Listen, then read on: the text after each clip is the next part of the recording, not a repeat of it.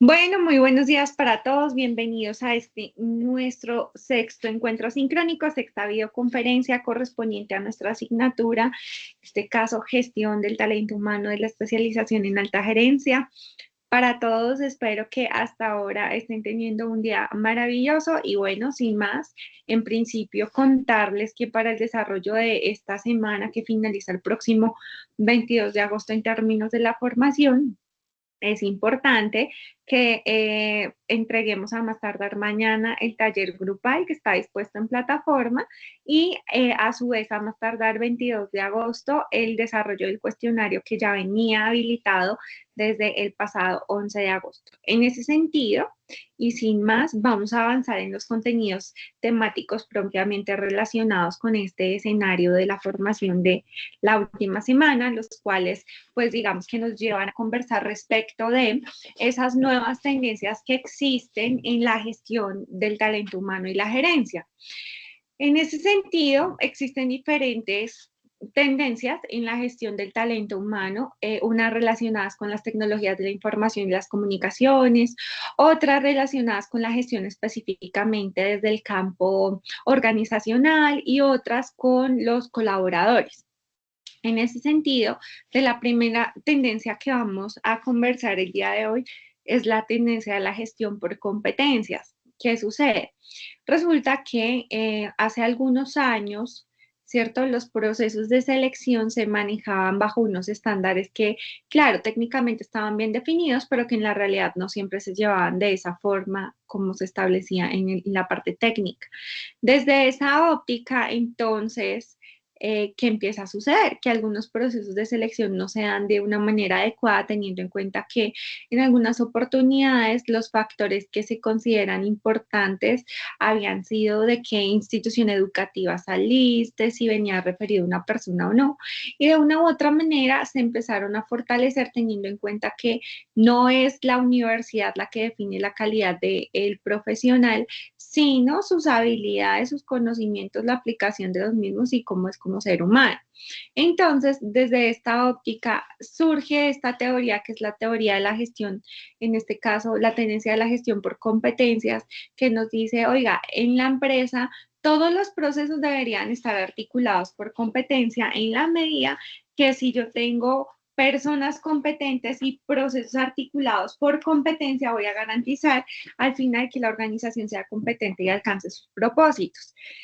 En ese sentido, el punto de partida es entender a qué nos referimos por competencia y la competencia es básicamente ese conjunto de conocimientos, actitudes, disposiciones y habilidades de diferente tipo, cognitivas, socioafectivas y comunicativas, que permiten de una u otra manera afrontar los escenarios, en este caso de tipo laboral.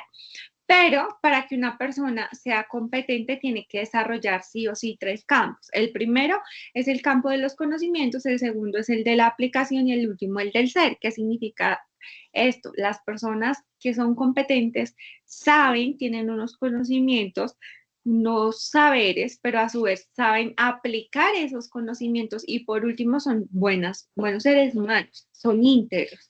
¿A qué me refiero con esto?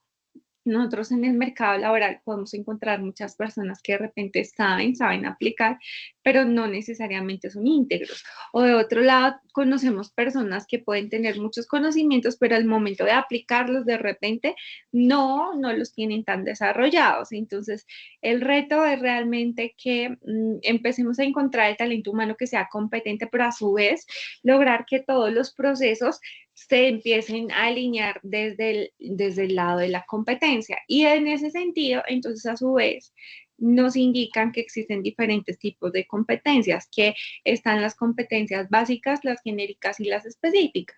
Las básicas que son esos conocimientos fundamentales que generalmente se adquieren en cualquier tipo de formación general, pero que permiten el trabajo, es decir, que se requieren sin importar el campo disciplinar en el cual la persona vaya a aplicar. En este caso nos referimos a todas esas habilidades que tienen que ver con lectura, escritura, cálculos, esas son habilidades básicas.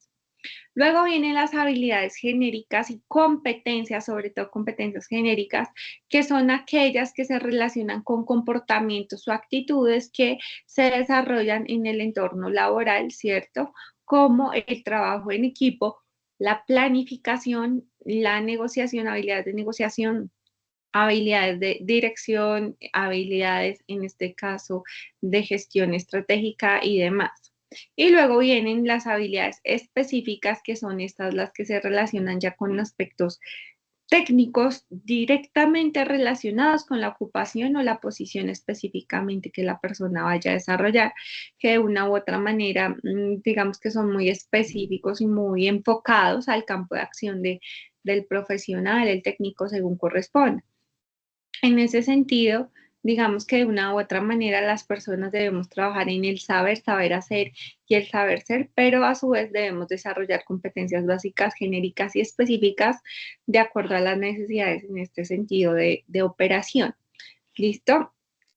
Entonces, desde esta óptica, ¿cómo se articularía la gestión por competencias como tendencia? Entonces, lo que nos dice el desarrollo, ¿cierto?, de esta tendencia es que, en principio, todos los procesos de talento humano y de la organización deberían alinearse en términos de competencia. ¿Qué quiere decir eso?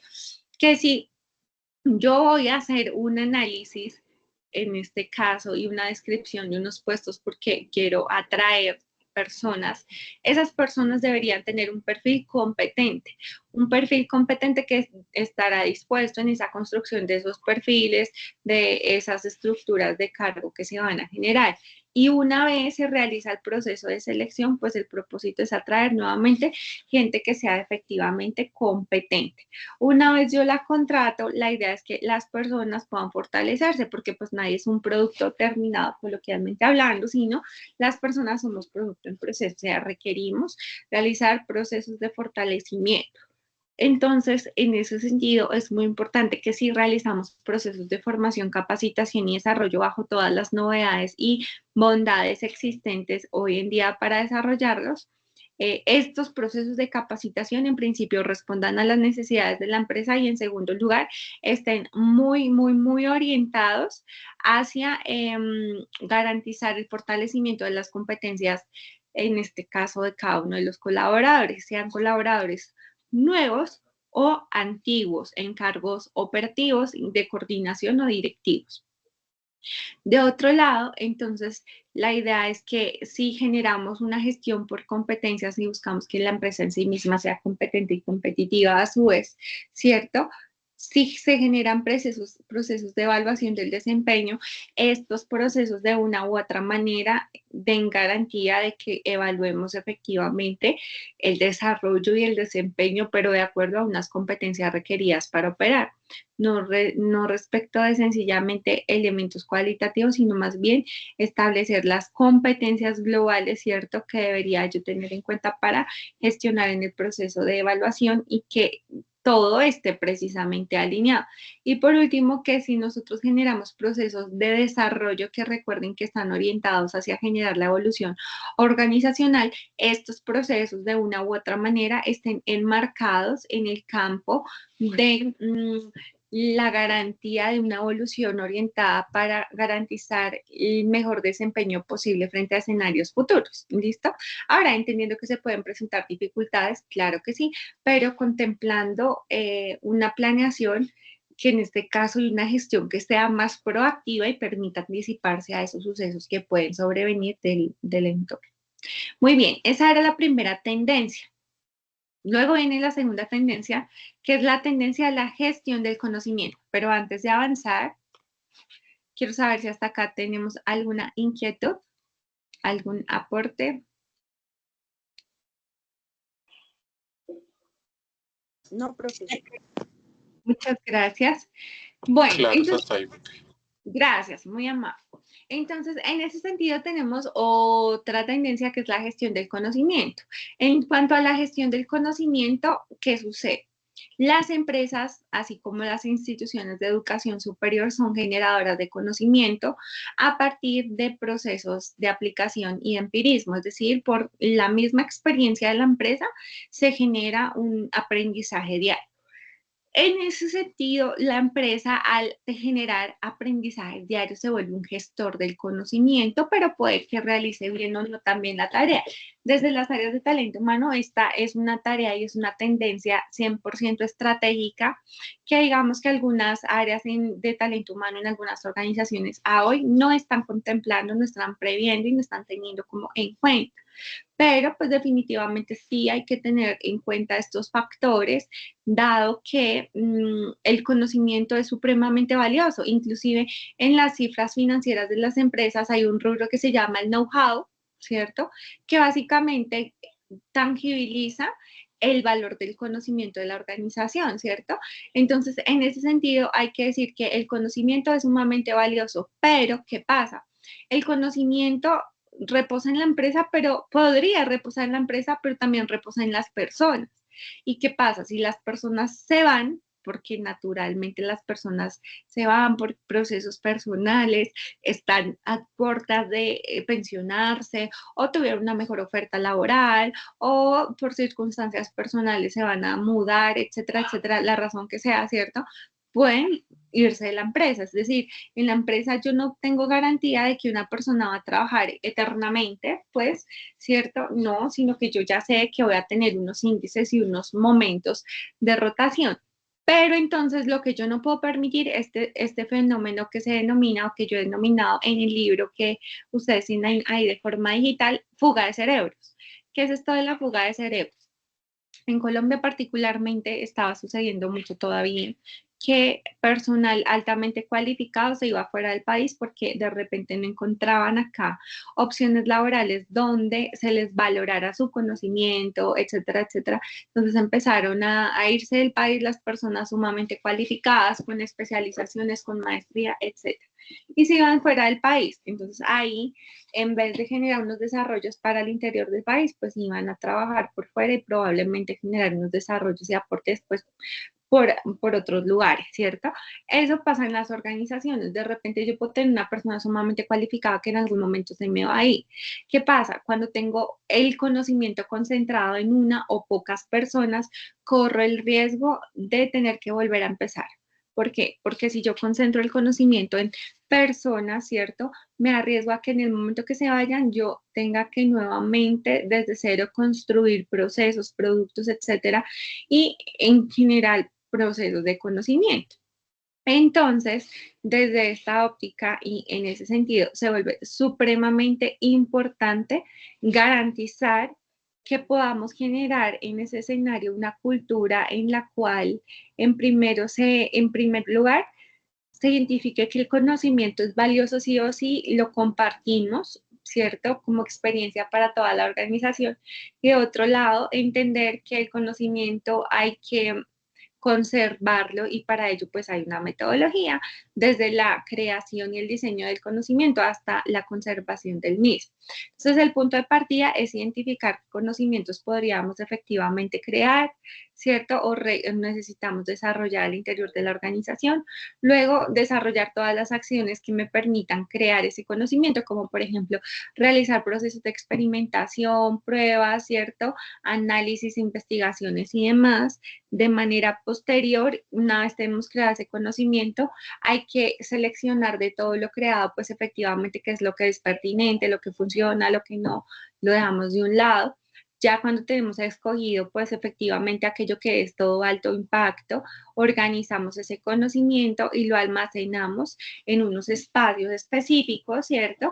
Almacenamos el conocimiento, en este caso pueden ser en espacios nubes, ¿cierto? Drives, espacios de gestión digital o gestión físico según corresponda, pero garantizando que se encuentre alojado a través de manuales, instructivos, memorias, listo, para la organización, para la propia consulta de la organización. De manera posterior, esa información debería ser filtrada, filtrada para identificar a quién le puede funcionar ese conocimiento creado. Ah, le sirve al área comercial o le sirve no al área de talento humano o le sirve a los cargos directivos. De manera posterior sería necesario compartir ese conocimiento, que fue lo que encontramos, cuáles son nuestros hallazgos, ¿cierto? Y de manera posterior lo ideal sería utilizar efectivamente ese conocimiento en beneficio específicamente pues de la organización. Entonces, pues básicamente esto sería lo que tendríamos nosotros qué hacer para garantizar una correcta gestión del conocimiento, siempre procedimentando todo. Entonces, ejemplo, si diseñamos un nuevo proceso para la ejecución de la facturación, claro, una persona puede tener conocimiento de cómo ejecutamos este proceso acá, pero es muy importante que todo quede por escrito, de tal forma que se me va la persona y se me fue, pero yo tengo garantía de que el conocimiento pues persiste y lo mantengo alojado de acuerdo a mis necesidades. Otra herramienta y otra tendencia en la gestión del talento humano es precisamente la gestión del cambio. ¿Por qué? Pues porque el cambio es una variable que está supremamente presente, es una variable que ya en teoría pues no tiene una tendencia a desaparecer, sino que se va a mantener más bien en este caso en los escenarios de la gestión organizacional. Y desde esta óptica, el cambio es una de las variables que en la gestión del liderazgo todo el tiempo se tiene que afrontar.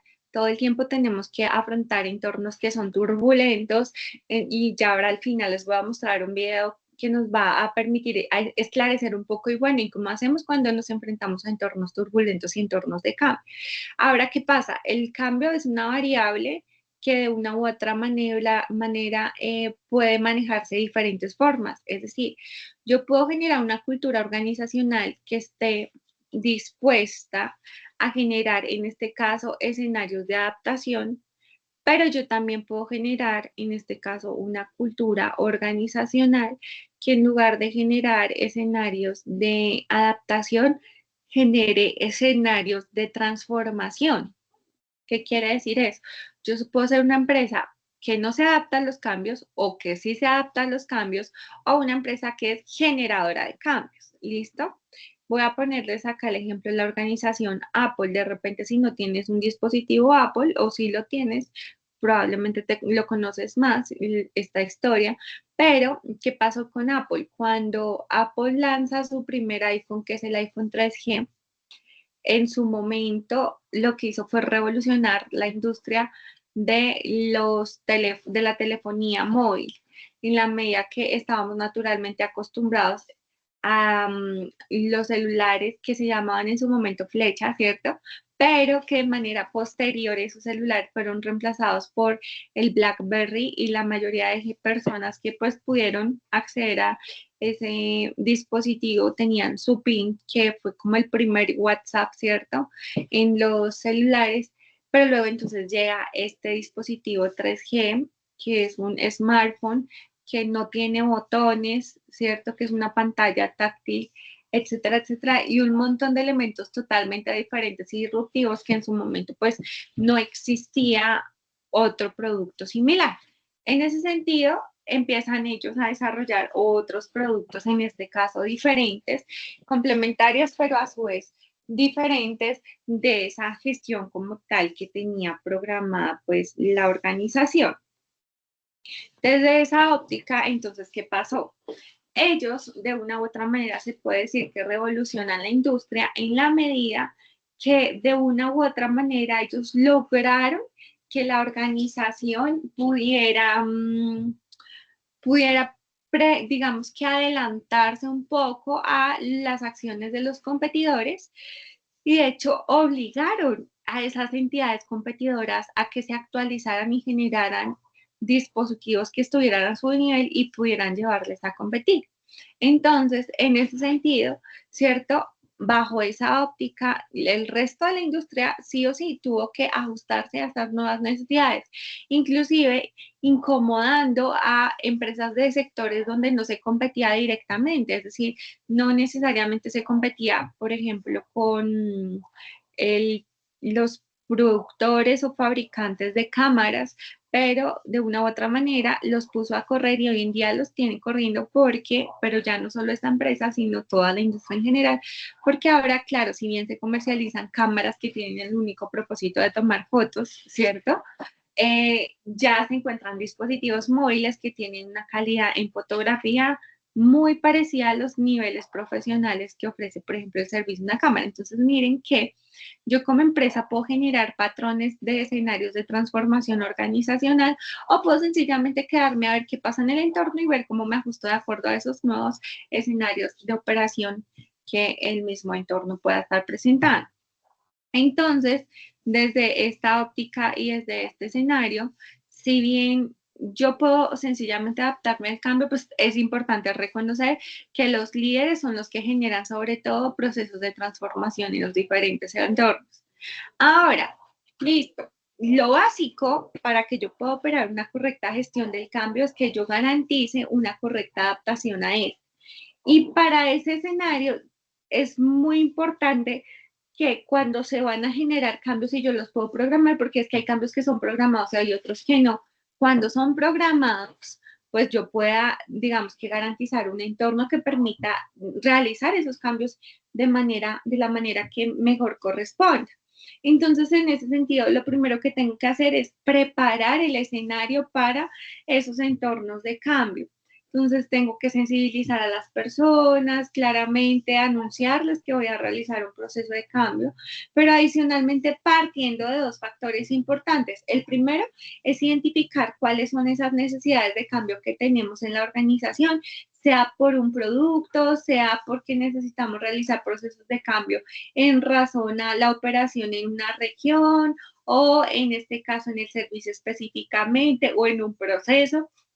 Según corresponda, tengo que identificar la necesidad de cambio o en la implementación de herramientas tecnológicas. De manera posterior, tengo que generar ese diseño de ese proceso de cambio en el cual yo requiero incurrir y cuando tenga el diseño ya organizado, estandarizado, luego ahora sí preparo a las personas para que se vinculen de una manera, digamos que no desde la coerción, sino desde la convicción de que va a ser para una situación positiva ese escenario de cambio y que de una manera, digamos que importante, de manera posterior, ¿cierto?, se puedan involucrar de manera natural. En ese sentido, una vez yo genero ese diseño, preparo a las personas, las involucro, la idea es ejecutar el proceso de cambio, acompañar a las personas en el proceso de cambio, identificar si se están adaptando de manera adecuada, si requiero yo tomar acción para que se adapten de una mejor manera, puede ser, y de una manera posterior lo que tengo que hacer es un seguimiento para garantizar que el cambio se mantenga, porque lo más complejo es sostener procesos de cambio en la medida que cuando el cambio incomoda un poco, mm, es un poco complejo sostenerlo. ¿Por qué? Porque el cambio en ese sentido va a implicar algo que se llama salir de la zona de confort. Y salir de la zona de confort de una u otra manera sí se vuelve un tanto disruptivo en la medida que genera incomodidad y sostener la incomodidad temporal, así sea temporal, pues puede convertirse en un reto para las empresas. Eso es lo más complejo. Y pues hay que hacer seguimiento y entender que esto es cíclico, que quiere decir que hay que hacerlo de manera constante en la medida que en la vida de las personas y en la vida empresarial, pues siempre vamos a tener que afrontar múltiples escenarios y procesos en este sentido de cambio. ¿Listo? Ahora, en estos escenarios y procesos de cambio también es muy presente tener en cuenta que las personas deben identificar cuál es esa necesidad para garantizar esos escenarios de cambio. ¿Y a qué me refiero con esto particularmente? Si la gente no ve necesidad de cambiar, va a encontrar que el proceso era innecesario. Entonces yo debo demostrarle a la gente que efectivamente el proceso de cambio era totalmente necesario para que las personas puedan vincularse de una mejor manera con el mismo proceso. Es como cuando una persona de repente, y voy a citar el ejemplo muy personal, ¿no? Para aquellos que lo vivan. Cuando una persona, por ejemplo, vive en un escenario de que requiere cambiar sus hábitos, por ejemplo, porque consume sustancias psicoactivas o alcohol, según corresponda. ¿Qué pasa en esos escenarios? En esos escenarios puede suceder algo y es que efectivamente ese ser humano, esa persona, puede estar, digamos que con la voluntad de generar un proceso de cambio, sí, pero no siempre significa que lo haga de una forma supremamente autónoma. A veces lo hacen estas personas por darle gusto a la familia, porque la familia vea que empezó un proceso de un tratamiento, o bueno, según corresponda, y resulta que en la realidad no tiene la voluntad de cambiar porque no ha identificado la necesidad. Entonces, ¿qué pasa? Cuando no se identifica la necesidad, la persona puede que tome acción frente al cambio, pero le va a costar sostenerse en ese proceso de cambio. ¿Listo? Ahora, frente a ese escenario de cambio, hay diferentes personalidades. Yo puedo tener la personalidad tipo, en este caso, colono, que es una persona que generalmente ve el cambio como una amenaza, o sea, a los colonos no les gusta cambiar. Los colonos prefieren entornos totalmente estables, no les gustan los entornos turbulentos, pero pues lamentablemente eso es lo que es la vida finalmente, ¿cierto?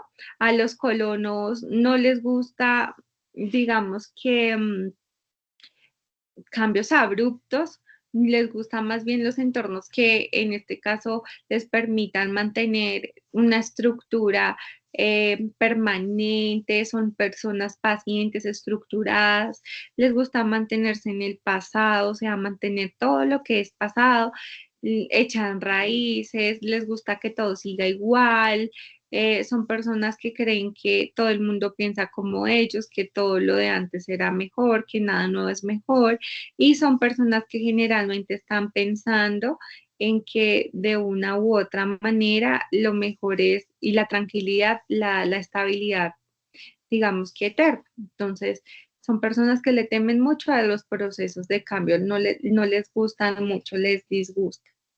En ese sentido, también existe otra personalidad muy opuesta, que en este caso los denominamos los pioneros. ¿Quiénes serían los pioneros? Son personas que sí les gusta el cambio, que ven el cambio como un escenario de oportunidad, que prefieren los entornos turbulentos, son personas que les aburren los entornos estables, son personas inquietas, poco estructuradas, les gusta construir cierto futuro, son personas que se enfrentan a los cambios sin temor, les gusta cambiar de lugar, cambiar de hasta de peinado, corte de pelo, ¿cierto? Creen que todas las personas son como modelo ellos y les cuesta de una u otra manera aceptar que la gente quiera quedarse como en el pasado, y como a la gente que se quiere quedar en el pasado, como, venga, ¿usted qué le sucede? Hay que evolucionar, ¿cierto? Y de otro lado están los facilitadores, que es un perfil que si bien afronta los cambios, ve los cambios como en algunos escenarios como oportunidad y en otros escenarios como un peligro. Este tipo de personas saben que lo único permanente es el cambio, o sea, reconocen que el cambio siempre va a estar, no lo desconocen, pero no significa que les encante. De otro lado, confían en su capacidad de adaptación, son personas que de una u otra manera se mueven mucho por las motivaciones, en este caso de colonos y digamos que pioneros, o sea, siguen mucho la perspectiva de los dos dependiendo de cómo se vea la situación. Es decir, en unos casos podrán ser colonos, en otros casos podrán ser pioneros, pero de una u otra manera afrontan los escenarios de cambio entendiendo que son escenarios de evolución, sobre todo personal. De otro lado, saben que permanecer constantes no depende de ellos, saben que el entorno naturalmente los hará movilizar y reconocen que de una u otra manera, a pesar de que existan cambios que no quieran hacer, pues hay posibilidades de adaptación y tratan de hacer su mejor escenario para garantizar, gestionar adecuadamente esa adaptación. De otro lado, son personas clave en las organizaciones y tenemos que identificarlas, sobre todo en los procesos de gestión de cambio, ya que estas personas van a poder ayudar a movilizar a otros seres humanos hacia esos entornos hacia los cuales la empresa se dirija.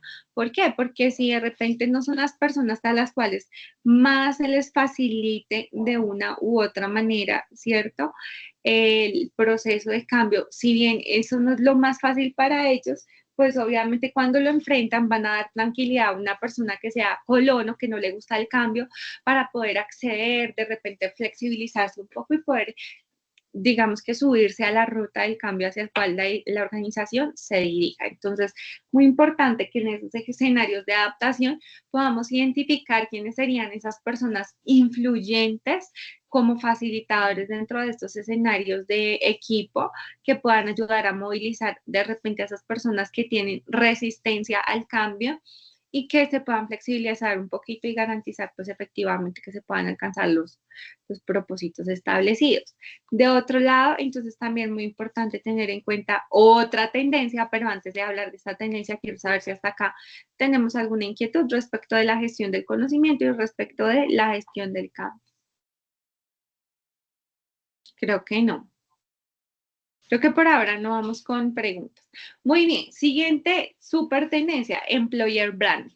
Employer branding es básicamente la marca empleadora.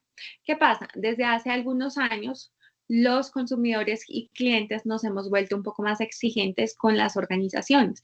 Les exigimos que sean socialmente, ambientalmente, económicamente responsables. Y en ese sentido, pues claramente desde el campo social, el ser responsable socialmente implica ser responsable con lo que yo le brindo al trabajador. Por lo tanto, se ha vuelto muy importante ubicarse o ubicar la marca de la empresa como empleador en los lugares mejor posicionados como el mejor lugar para trabajar. De hecho, existen rankings, en este caso nacionales, internacionales. Hay uno muy conocido que es el Great Place to Work, grandes lugares para trabajar, en donde se posicionan las empresas para establecerse como en las mejores empresas para trabajar. Allí algunas organizaciones, sobre todo el sector financiero, generalmente están como encabezando las listas, ¿cierto? Y de una u otra manera uno puede conocer ese ranking a nivel nacional, a nivel regional, a nivel, en este caso, continental y demás. ¿Cuál es el propósito del employer branding? Es garantizar el propósito que tiene el mercado con los productos y servicios hacia afuera, pero desde las áreas de talento humano, es decir, posicionar la tarea, el servicio de talento humano en la organización para que la empresa sea reconocida como un gran lugar para trabajar. En ese sentido, para lograr este desarrollo, es que las empresas en el área de talento humano, nuevamente digo, no somos 100% administrativos, tenemos que desarrollar funciones desde comerciales como marketing, porque el employer branding implica también desarrollar acciones de marketing, pero para poder lograr posicionar la marca en principio hay que tener una buena propuesta, en este caso, de valor para los trabajadores, que parte desde el mismo momento en el cual yo le doy la posibilidad a alguien de que se vincule a la empresa. Entonces, cuando hago eso, en principio yo estoy generando una propuesta de valor para ese futuro trabajador de la organización, pero no solamente es la propuesta inicial, también es la experiencia. Una persona pasa un porcentaje muy importante de su vida dedicado al trabajo, razón por la cual aquí yo debería, por compromiso y por responsabilidad, buscar la manera de brindar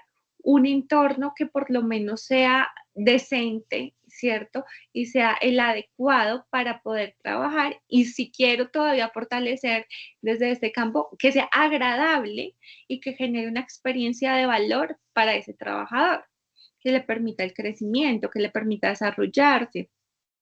De otro lado, tengo el engagement, que de una u otra manera, engagement es esta relación existente entre la empresa y el trabajador.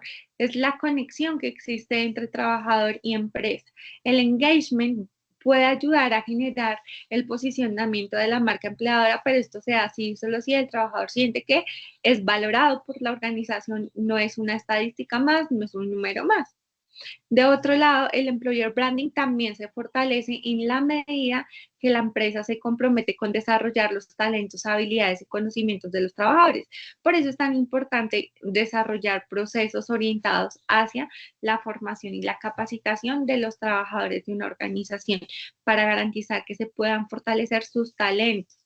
De otro lado, hay que trabajar en la reputación de la organización, la integridad, la identidad corporativa, y esto se fortalece, por supuesto, como les decía, desarrollando estrategias desde marketing pero marketing interno que de una u otra manera le permitan a la organización posicionarse, ¿cierto? Y definir y dar a conocer cuáles son los estándares de operación para que de una u otra forma la misma organización en sí misma, pues de una u otra manera pueda garantizar y pueda ofrecer muchos beneficios, ¿cierto?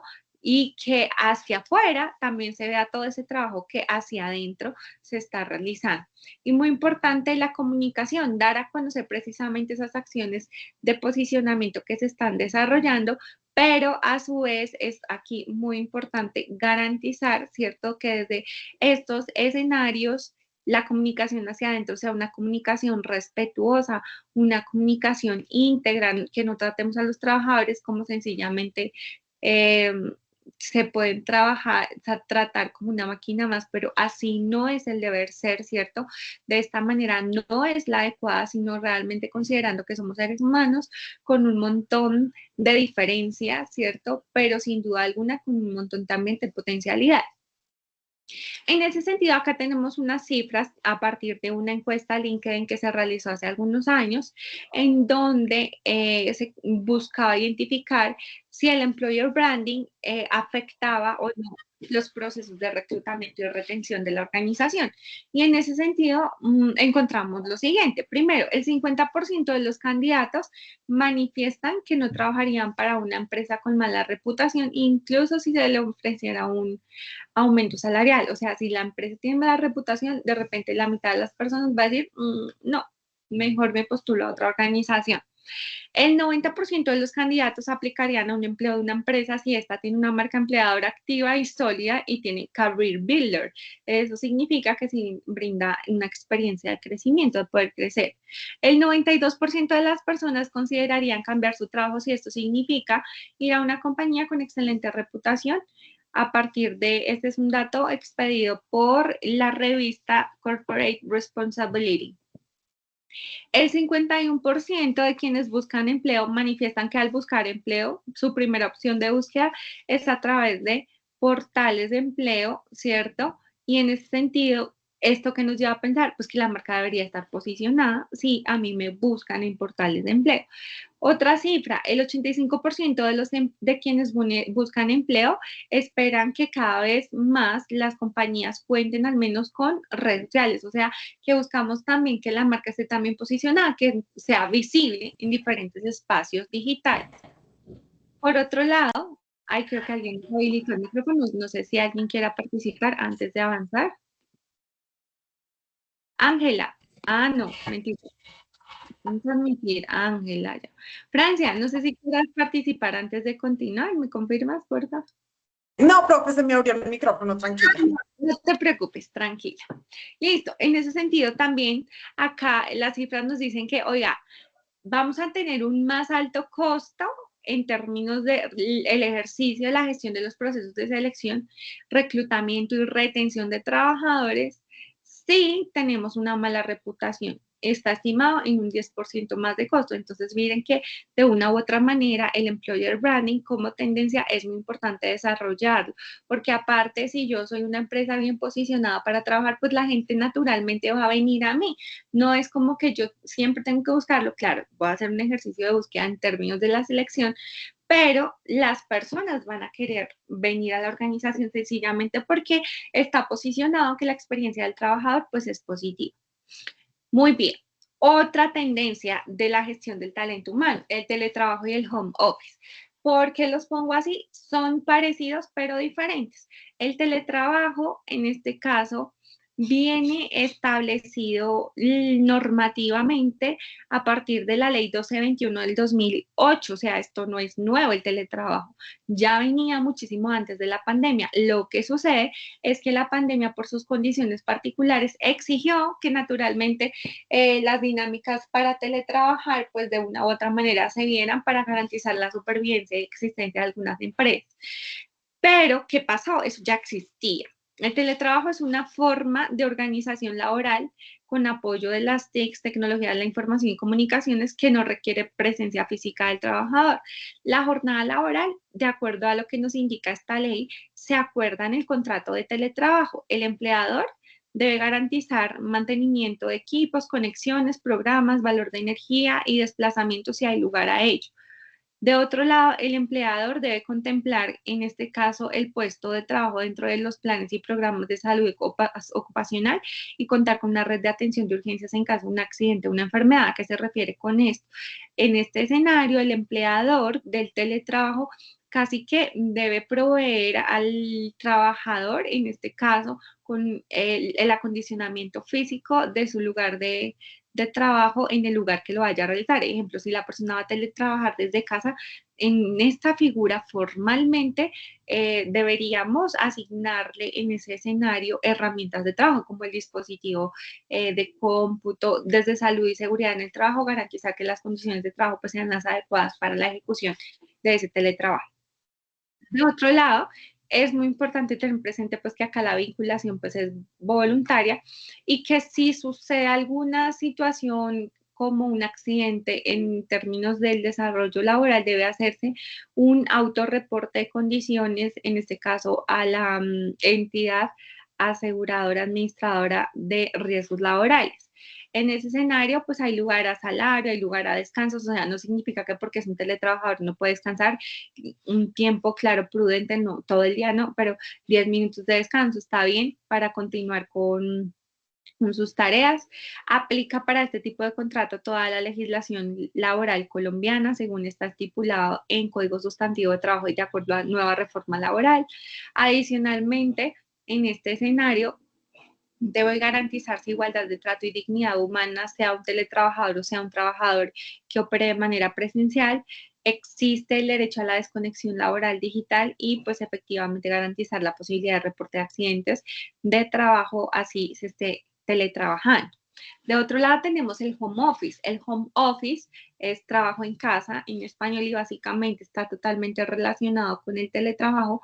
La diferencia es que el home office viene normado por la circular 41 del 2020 y surge en este caso como respuesta a una situación temporal, ocasional y excepcional para el desarrollo de las actividades laborales en el marco de la emergencia sanitaria, en este caso de la pandemia COVID-19. En ese escenario, digamos que era necesario garantizar que la jornada laboral se mantuviera en su momento de 8 horas diarias, de 48, ya sabemos que esto está modificado hoy en día de acuerdo a reforma laboral. En su momento podían presentarse efectivamente contingencias laborales que debían atenderse de manera prioritaria, el pago de horas extra y recargos nocturnos por trabajo en dominicales y festivos aplicaba naturalmente. Las ARLs incluirían en el trabajo, digamos que el lugar donde operaba la persona, sea en casa, etcétera, etcétera, y de hecho estuvieron haciendo mucho acompañamiento, sobre todo en esa época de COVID, y de una u otra manera buscaba en su momento que se diera un seguimiento al estado de salud de trabajadores COVID. Hoy en día todavía se maneja la figura del home office, es decir, es para el caso de contratos donde la persona puede trabajar de forma híbrida, ¿cierto? O que sea una situación temporal o ocasional o excepcional que le permite en algunas oportunidades trabajar desde su casa y no necesariamente todo el tiempo trabaja desde la casa, sino que, y que tampoco está establecido en su contrato de trabajo, es para situaciones excepcionales. Es la diferencia es más bien desde el campo normativo, no tanto desde el campo de la ejecución, porque en ejecución básicamente tiene las mismas formas. El teletrabajo en casa, pues es una modalidad que desde el año 2020 se disparó, ¿cierto? En ese sentido, pues acá tenemos algunos datos, ¿cierto? Pero miren, para retroceder un poco, hoy la cifra es sumamente alta, ya hemos retornado a la presencialidad en muchas organizaciones, sí, pero todavía se mantuvo este escenario de garantizar también la forma de teletrabajar, en principio porque las organizaciones también se benefician en términos de un tema de gasto, sobre todo de tipo administrativo y de operación, ¿cierto? Y en ese momento, en 2018, se decía que en Colombia habían 122.000 teletrabajadores. Las ciudades, pues, que efectivamente tenían más teletrabajadores eran Bogotá con un número de 63.995. Luego venía aquí Medellín con 29.751 teletrabajadores, luego Cali con 13.379 y luego respectivamente Barranquilla y Bucaramanga. Los lugares más representativos de espacio donde se desarrolla el teletrabajo efectivamente eran las casas, el domicilio, donde efectivamente operaban las personas. Entonces, miren que esta es una forma también tendencia de operar, pero a su vez quiero decirles que trae muchos retos, porque en ese sentido no es lo mismo liderar equipos en un entorno presencial que liderar un equipo en entornos digitales. De hecho, acá uno puede encontrar que las teorías de liderazgo se tuvieron que desarrollar en la medida que ahora existen diferentes escenarios de liderazgo y existe un liderazgo, digamos, que es más autónomo, que permite la autonomía de las personas que operan bajo estas figuras de teletrabajo, porque confían aparte, es cierto, en el talento, las habilidades, la responsabilidad y compromiso de los trabajadores, pero de otro lado tenemos entonces unos equipos de trabajo en donde quien sea la cabeza de la organización acude a algo que se llama el micromanagement. El micromanagement es una manera de gerenciar en la cual la persona quiere tener microcontrol de absolutamente todo lo que hace la persona en el día. Entonces, ¿quiénes harían micromanagement? Aquellas personas que en la operación del teletrabajo le solicitan a ese trabajador como dame tu agenda y hacen seguimiento a las tareas del día. Entonces, si al mediodía tenías que hacer 3 tareas, al mediodía te llaman y te dicen, bueno, ¿cómo vas con estas tareas? ¿Cierto? En términos, digamos que de control, está bien, digamos que no hay dificultad, pero el problema es cuando nos vamos al extremo con el micromanagement, que, ejemplo, tengo que verte conectado todo el día en la herramienta Teams para garantizar que estás ahí, y si de repente tu botón se puso en rojo, yo te llamo y te digo, ¿tú qué estás haciendo? ¿Por qué no estás en color verde? ¿Me explico? ¿Aquí alguien hace teletrabajo? De los que están presentes, ¿alguno realiza teletrabajo? No. No. Ah, ok, listo. Todos están presencial. Muy bien. En el escenario que vamos a acudir a realizar procesos de liderazgo y acompañamiento desde la gestión del teletrabajo, que es una herramienta pues muy válida y poderosa, inclusive desde la compensación, hay que tener cuidado porque si bien la metodología de liderazgo digital del micromanagement puede ser positiva, no puedo llevarla hasta el campo del acoso laboral, al campo de repórteme cada 5 minutos que avanzó, ¿me explico? Entonces, porque si no, deja de ser interesante el desarrollo del teletrabajo y más bien ponemos a la gente a trabajar presencial. De otro lado, entonces tenemos que desde este siglo XXI se han empezado a desarrollar múltiples software y herramientas, ¿cierto?, que permiten operar de una manera más ágil los procesos de las organizaciones. Y hoy en día hablamos de la inmersión de la inteligencia artificial. En ese sentido, digamos que existen múltiples herramientas y programas que nos van a permitir hacer de una manera más ágil la tarea administrativa. Entre ellos tenemos herramientas como Power BI, como Python, tenemos herramientas que nos procesan datos de manera ágil y particularmente acá en la gestión del talento humano tenemos algo que se conoce como People Analytics. People Analytics es básicamente son las múltiples herramientas que van a permitir de una u otra manera tomar mejores decisiones en cuanto a la gestión relacionada con el talento humano. En ese sentido, cuando yo gestiono información y datos a partir de estas herramientas de People Analytics, en primer lugar, me van a generar una actuación reactiva, ya que me pueden entregar estas herramientas, reportes operacionales que me van a permitir identificar niveles de eficiencia y alcance de resultados de la organización, de cada una de las personas. Y en ese sentido, si yo identifico fallos, puedo reaccionar y buscar la manera de resolver esas situaciones que se estén presentando y que estos sistemas digitales de manera ágil me están entregando. Entonces, voy a tomar decisiones con base en una información que está 100% registrada allí en estos espacios y que viene conforme con una data sólida, ¿cierto?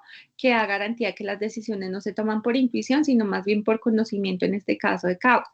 Pero en un segundo nivel, estas herramientas a su vez no solamente me permiten tomar decisiones desde el campo reactivo para resolver situaciones identificadas, sino que también me permiten de una u otra manera generar espacios de proactividad, es decir, con esos mismos reportes, toda la información que yo puedo identificar ahí a través del análisis de dashboard, yo puedo hacer comparaciones y prevenir futuras situaciones que se puedan presentar, situaciones de conflicto.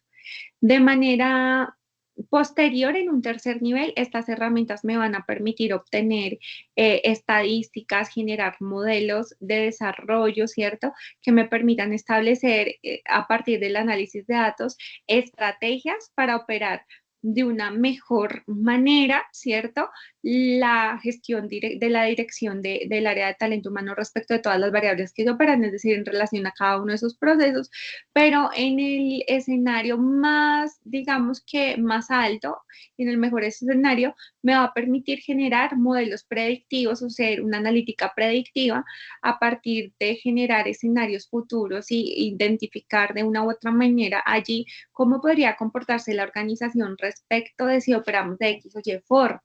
Entonces, en ese escenario, este tipo de tecnología se vuelve muy importante porque me permite de una u otra manera avanzar en procesos que me ayudan a optimizar la gestión de los procesos. Claro, tiene sus críticas porque se dice que la inteligencia artificial y a través de estas herramientas estamos reemplazando las tareas que hacen algunas personas y decirles que sí y no, porque finalmente quienes programan las inteligencias artificiales siguen siendo seres humanos.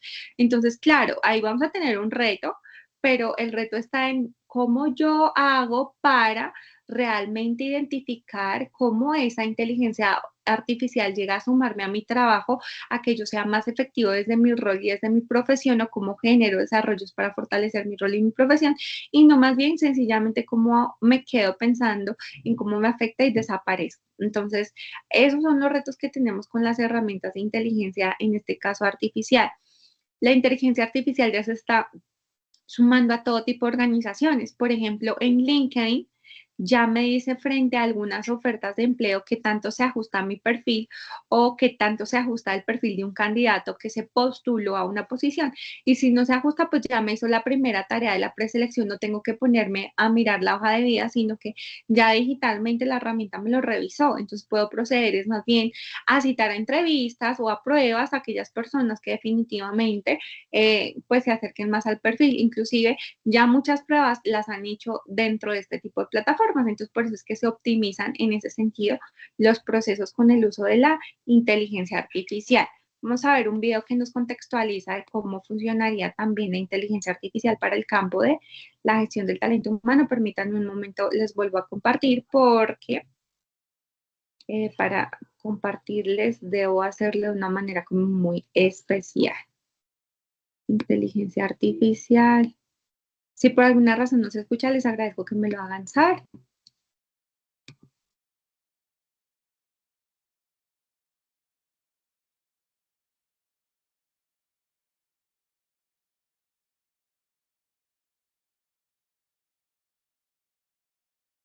Es una revolución tan grande como lo fue la llegada del Internet o los teléfonos inteligentes. En recursos humanos ya está cambiando la forma en que trabajamos.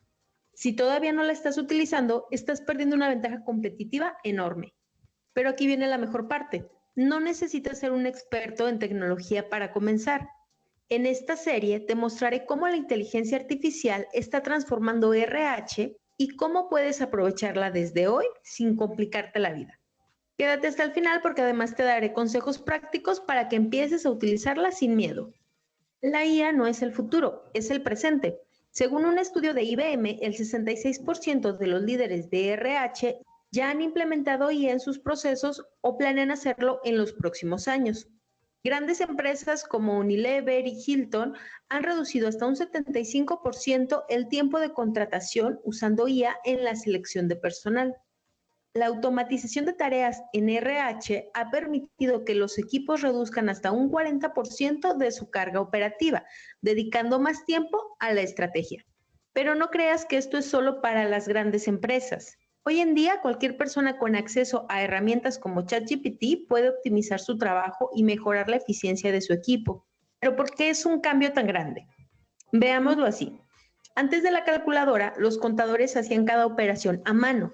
¿Podrían hacerlo? Sí, pero les tomaba muchísimo tiempo y había un margen de error. Cuando llegó la calculadora, algunos pensaron que su trabajo desaparecería, pero en realidad les permitió hacer cálculos más rápidos y tomar decisiones con mejores datos. La IA en RH es como esa calculadora.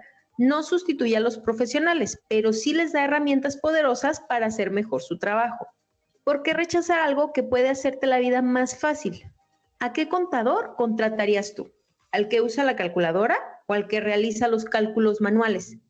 Si el contador te cobrara por hora, ¿cuál crees que te va a cobrar más? Veamos algunos ejemplos de cómo está cambiando recursos humanos. Reclutamiento y selección. Antes era publicar vacantes manualmente, revisar cientos de CVs uno por uno y hacer entrevistas a ciegas.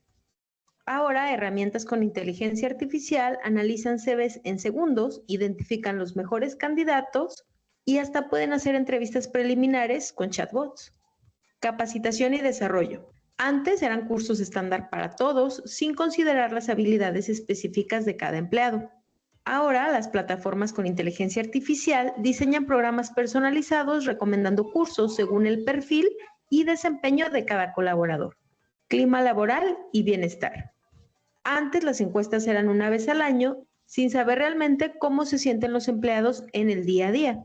Ahora, el análisis de datos en tiempo real detecta problemas en el clima organizacional antes de que se conviertan en crisis. Automatización de procesos.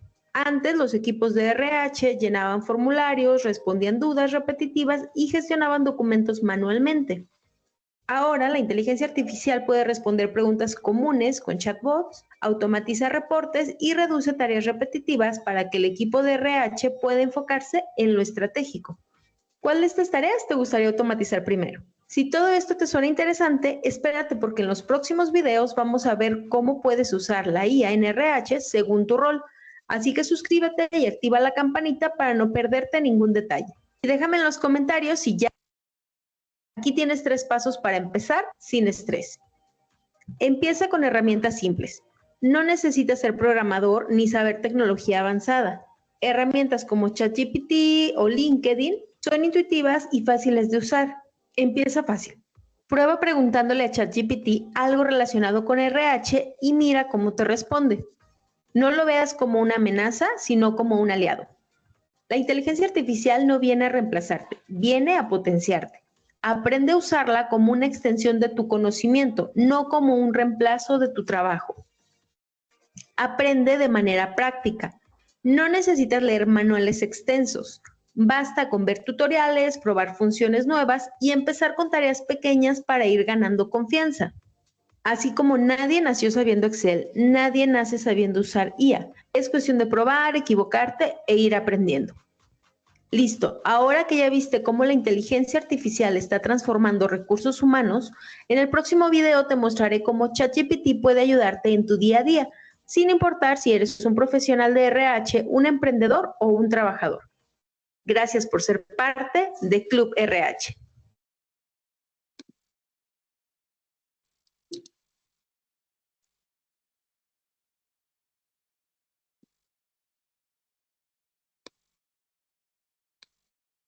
Muy bien.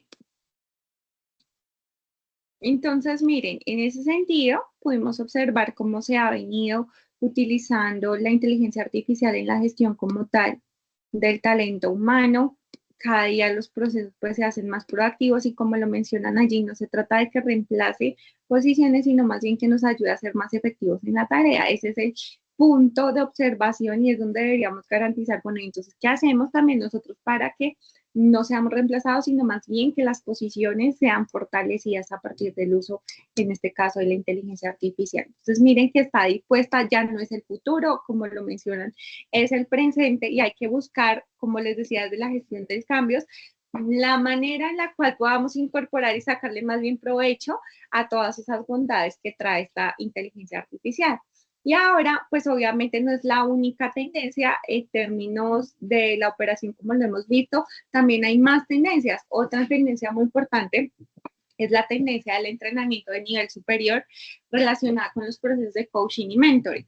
Yo les decía, quienes son líderes de las organizaciones deberían ser las primeras personas que estén enfocadas en fortalecer los conocimientos que tienen con las herramientas, en este caso, que estén en el mercado. Sin embargo, a su vez, debo decirles que no siempre los líderes de las empresas son las personas que más se preocupan por su formación, pero realmente lo necesitamos porque las organizaciones llegan al nivel que la empresa a su vez, que los líderes pues les trabajen. Es decir, me refiero a que la extensión de una empresa va a ser tan limitada como el pensamiento de quien le dirige.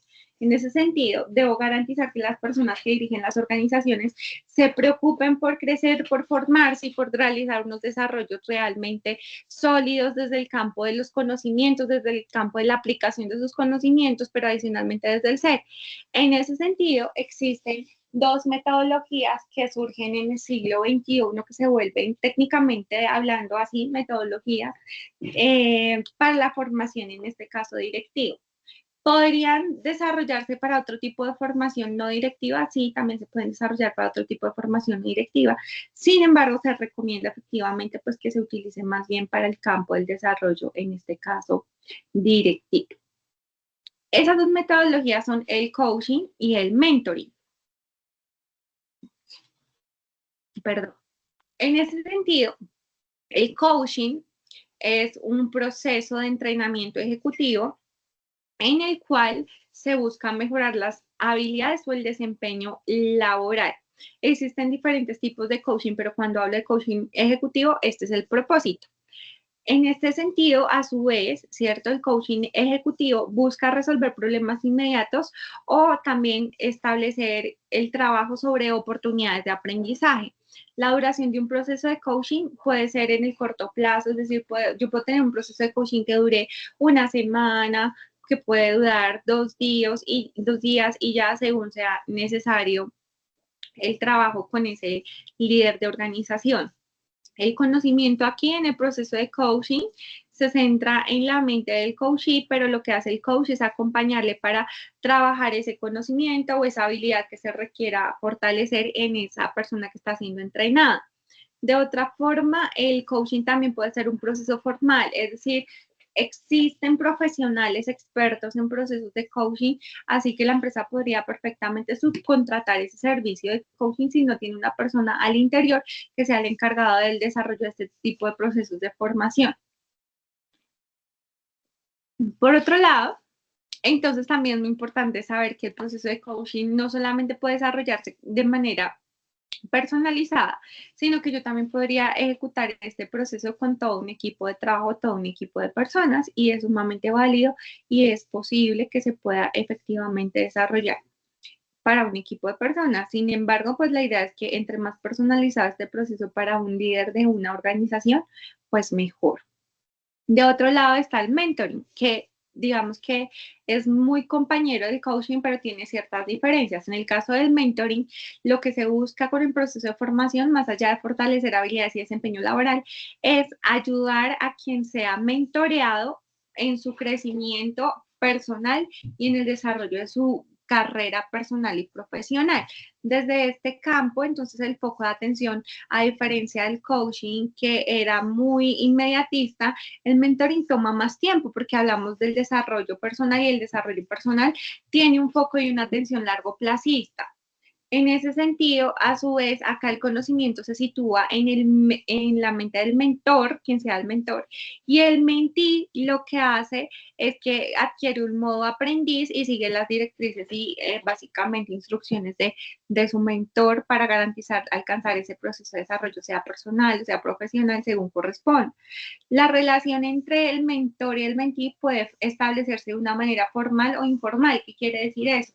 Yo puedo contratar en la empresa el servicio de un mentor, pero a su vez puedo, en este caso, generar un proceso de mentoría que sea un poco más personal Es decir, puedo que yo tenga como líder una persona que sea referencia dentro de la organización a la cual le solicite ese servicio efectivamente de mentoría, que sea una persona que me guíe en mi proceso de dirección para que yo pueda seguir creciendo y no me genere esos límites ni sienta que pues ya todo lo tengo aprendido y que todo lo conozco, porque pues definitivamente ya vimos que no es así. Y de otro lado, pues efectivamente el proceso de mentoring sí es un proceso personalizado, es decir, yo no hago mentoría a un equipo de trabajo simultáneamente, no, la metodología no es esa, la metodología es que el mentor hace un proceso de acompañamiento personalizado porque es que para generar desarrollo personal hay que analizar a profundidad a ese ser humano y acompañarle en profundidad a ese ser humano, o sea, no es como que vamos a hacer un equipo y vamos a trabajar una mentoría en equipo, eso sería más un proceso de coaching porque el mentoring requiere un análisis profundo. Y pues esto se logra si solo si realizamos procesos muy personalizados. Un segundo, a ver si tenemos hasta aquí preguntas, dudas, inquietudes hasta aquí respecto a los últimos contenidos que he abordado. Por ahora no. Muy bien. Vamos entonces. Por mi parte, claro, profe. Ya. Vamos entonces a avanzar. Ahora, entonces, ¿qué le recomiendas a una persona que va a formarse desde el campo del liderazgo si quiere fortalecer, por decir algo, 100% sus habilidades de trabajo en equipo? Entonces, no, realiza un proceso de coaching ejecutivo para mejorar esas habilidades de trabajo en equipo si está teniendo dificultades en la gestión de la dirección de su equipo, dada esa habilidad, ¿sí? Pero no, si lo que pasa es que la persona está afrontando una dificultad sumamente personal que efectivamente está afectando su trabajo. No, entonces más bien realicemos un proceso de mentoring que le ayude a fortalecerse y a tomar esa situación compleja como una situación de aprovechamiento y crecimiento y experiencia de aprendizaje profesional, personal. ¿Listo? Entonces, depende de lo que queramos trabajar, vamos a elegir si va a ser coaching o va a ser un proceso de mentoring. En ese sentido, otra tendencia muy importante es el empowerment. El empowerment en español es una palabra muy trillada. Es empoderamiento. Han escuchado, yo creo que desde la pandemia también, mucho esa palabra del empoderamiento, teniendo en cuenta que por todos lados nos dicen, nos hablan de que hay que empoderarse, que las mujeres debemos empoderarnos, y claro que efectivamente tienen toda la razón, pero pues en este sentido, digamos que técnicamente y desde el inicio, esta tendencia estaba orientada, todas estas tendencias son tendencias siglo XXI, esta tendencia está orientada hacia garantizar que los líderes de las organizaciones se enfocaran realmente en lo que les corresponde, porque naturalmente se puede identificar que algunos líderes empresariales se enfocan en acciones que no les corresponden y descuidan un poco las acciones que sí son objeto de su gestión. ¿A qué me refiero con ello? Cuando yo tengo una persona en la alta gerencia, sea alta gerencia, alto directivo, o sea, gerente de cualquiera de las áreas organizacionales, entre estas un área de talento humano, yo necesito que se enfoque en garantizar un buen desarrollo estratégico, ¿sí? El foco es la gestión estratégica.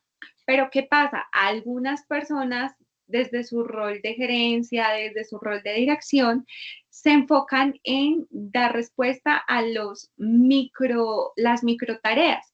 ¿Y qué pasa? Si nos enfocamos en las micro tareas, olvidamos o perdemos de vista nuestro rol principal en el ejercicio de la dirección y por lo tanto la empresa podría coger el rumbo que cada persona dentro de la misma haya tomado y hacia la cual se dirija.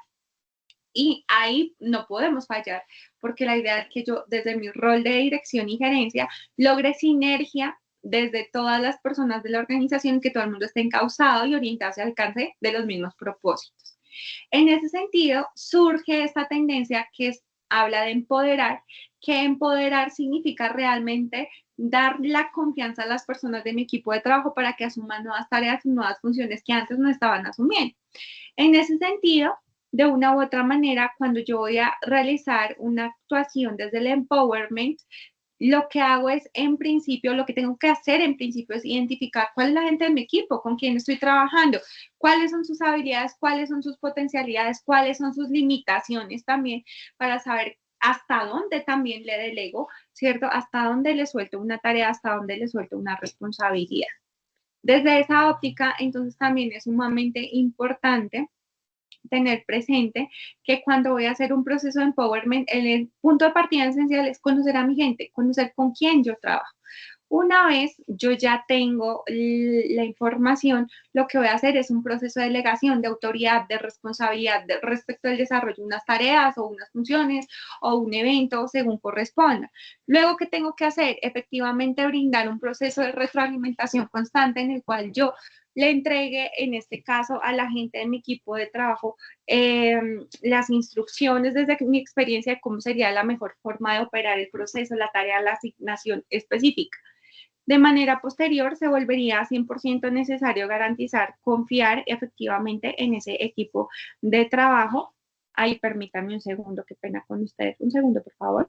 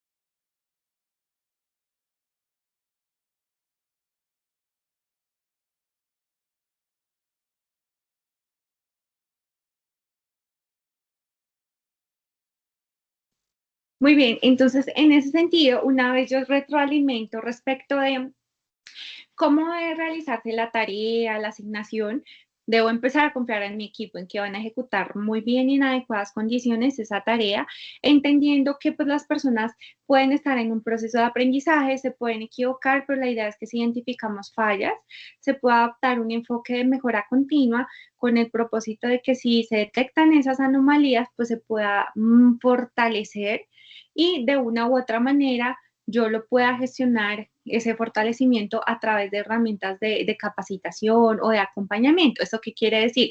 Que el empowerment no es solamente te suelto, te delego y con ello te doy reconocimiento, sino que aparte de todo te acompaño. O sea, yo como líder no es como que suelte una tarea y ya, porque es una tarea que de repente no me corresponde, sino que la suelto, pero yo también tengo que andar pendiente y estar como atento a ver en qué te puedo ayudar desde mi rol, ¿cierto? Sin hacer la tarea de la persona, porque si no, no tendría sentido soltarle una asignación.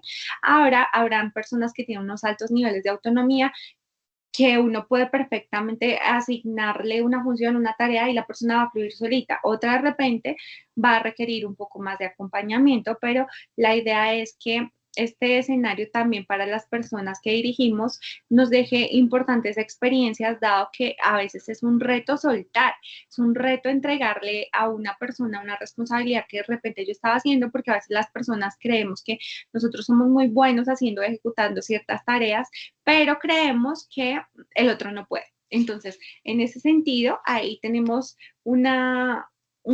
digamos que un desafío importante a término personal, que es, hay que aprender a confiar en las personas de mi equipo de trabajo, pero efectivamente para que tú puedas confiar en la gente de tu equipo de trabajo, es esencial garantizar que los conoces, o sea, debe existir una relación cercana con la gente de mi equipo. No se trata de que yo me vuelva amiga de absolutamente todos, pero sí de que yo conozca a la gente de mi equipo de trabajo.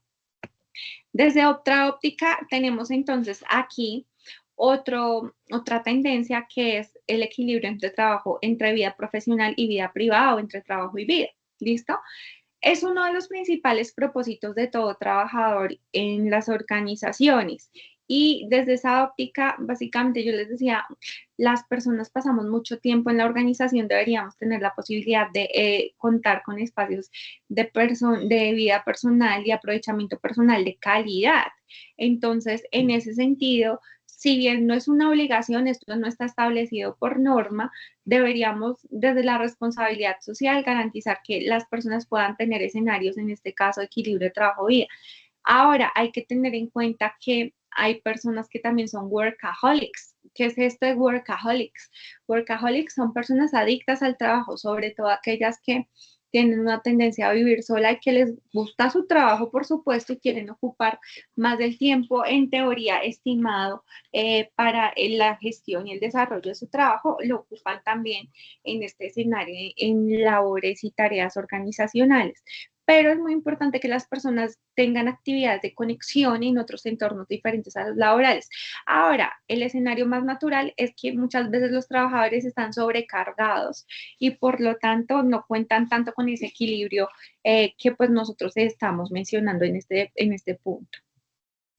Se hizo un estudio, la fuente del estudio lo consiguen justo acá en la presentación. Esta presentación está cargada en su plataforma, y dentro de este estudio se encontraron algunos hallazgos, como que el 90% de los trabajadores de la empresa pues garantizan que quieren pasar más tiempo con su familia, que no, ¿cierto? Esto fue básicamente una respuesta. 1 de cada 5 colaboradores de los Estados Unidos insume más de 20 horas a la semana de trabajo por encima de la vida personal. ¿Eso qué quiere decir? Que en los Estados Unidos, en el momento que se desarrolla este estudio, las personas estaban consumiendo muchísimo más tiempo para dedicarlo al trabajo, ¿cierto?, que al desarrollo de su vida personal. El 67% de los trabajadores en Hong Kong dicen querer lograr un mejor equilibrio entre vida profesional y vida personal. 2/3 de los colaboradores en Gran Bretaña dicen sufrir los efectos negativos de la sobrecarga laboral en su vida personal, sobre todo en su vida familiar. Y el 58% de los argentinos confiesan responder su correo electrónico y su teléfono fuera de las horas de trabajo. Miren, yo sé que las herramientas digitales están disponibles para hacer un poco más fácil la vida organizacional, entre ellas el WhatsApp, y en algunas oportunidades en los escenarios de la gestión corporativa a las personas se les pide que utilicen su WhatsApp personal para la gestión como tal de las tareas que son pues asignadas a título laboral. Y debo decirles que desde lo que es la gestión organizacional, si bien eso se da, son dinámicas que naturalmente suceden en las organizaciones, no es lo más recomendable. O sea, el WhatsApp es una aplicación personal, ¿cierto? Si queremos, en este caso, utilizar ese tipo de herramientas, pues debería ser un WhatsApp, en este caso, corporativo. Ahora, a veces ponemos a las personas a que estén conectadas casi que 24/7 en operación, así sea desde el celular, ¿cierto?, para que den respuesta a situaciones laborales, pero eso no tendría por qué ser así si las personas tienen unos tiempos establecidos de trabajo, y si una persona en teoría no realiza su trabajo en el tiempo que corresponde, pues ahí pudieron haber muchos fallos. Uno, o yo fallé en la planeación para el desarrollo de la tarea, o dos, fallé en el seguimiento para garantizar que el trabajador realizara su tarea en el tiempo que corresponde, o tres, puede ser que los tenga súper saturados en trabajo, que los tiempos que planifiqué pues no se ejecutaron tal como yo lo tenía planeado, ¿cierto? Entonces, ahí el problema no es el trabajador en sí mismo, a menos que yo identifique que el trabajador está perdiendo tiempo, etcétera, no está funcionando, no está haciendo lo que debe realizar. Pero en ese sentido, yo debería garantizar que toda la gestión organizacional se den los tiempos establecidos para ello. Ahora, debo decirles algo que pasa con el contrato de prestación de servicios. Cuando las personas tienen contrato de prestación de servicios, digamos que desde el campo teórico no tienen un horario y por lo mismo trabajan por objetivos. En ese sentido, operan por objetivos. Un contratista opera por objetivos. En ese sentido, ¿qué pasa? A veces las organizaciones creen que porque es contratista, entonces debe trabajar 24/7, que si hay que entregar un informe y la persona lleva todo el día haciendo su informe y no lo terminó, debe seguir toda la noche para garantizar la entrega. Eso no debería ser así, porque yo voy a entender que si bien la persona tiene un contrato bajo una formalidad de prestación de servicios, la persona también tiene una vida. La persona tiene que alimentarse, tiene que descansar, sino cómo va a ser productiva, ¿listo? Entonces hay que ser muy cuidadosos y en garantizar la posibilidad que las personas tengan espacios personales en los cuales puedan resolver asuntos que sean 100% de su vida personal. De otro lado, tenemos otro concepto que es un concepto muy desde el campo psicológico, ¿cierto? Pero que hoy en día se ha adoptado en el campo organizacional y es el concepto de la felicidad. La felicidad es un concepto subjetivo. Algunos autores abordan la felicidad desde el campo de que es un fin último, otros autores lo abordan desde que la felicidad es un camino. Me gusta más la conceptualización a mí, esa desde que la felicidad es un camino, o sea que hay que disfrutar el proceso y eso hace parte de la felicidad, ¿cierto? Y en ese sentido, de una u otra manera, este concepto se vuelve tendencia y se empieza a incorporar en las organizaciones en siglo XXI, claro, aquellas que consideran el talento humano como en esencia un campo estratégico de operación, porque las que no lo consideran, pues ni siquiera saben que ahora hablamos de felicidad organizacional. Y en ese sentido se considera porque ya hay estudios y se ha comprobado que incorporar el concepto en la gestión de la organización desde las áreas de talento humano hace que se mejore la productividad de las empresas. En ese sentido, pues existen múltiples autores, como les digo, que hablan de la conceptualización de la felicidad y algunos de ellos dicen, en este caso uno particular, nos dice que efectivamente la felicidad depende digamos, de equilibrar diferentes campos de la vida, el campo emocional, el campo espiritual, el campo intelectual, el campo físico y el campo de las relaciones, y en ese sentido que cuando se siente que todo está equilibrado se puede percibir una sensación de felicidad. A su vez, este mismo autor dice que para garantizar, fortalecer efectivamente, pues básicamente el sentirse feliz como ser humano, hay que trabajar desde la conexión social con otros, desde la compasión con otros, desde la cooperación y realizar procesos de reconciliación con otras personas. Hay que trabajar en mindfulness, que es reconocer básicamente, el mindfulness es una técnica que me ayuda a reconocer mi momento presente, porque la infelicidad muchas veces se origina por que las personas reconocen más bien la ausencia de lo que no tienen y no reconocen lo que sí tienen en el momento presente. Es como que las personas son infelices porque no tienen $1.000.000, no sé, pero no reconocen que ya son millonarios porque tienen, ejemplo, una mamá que daría todo por ellos. ¿Me explico?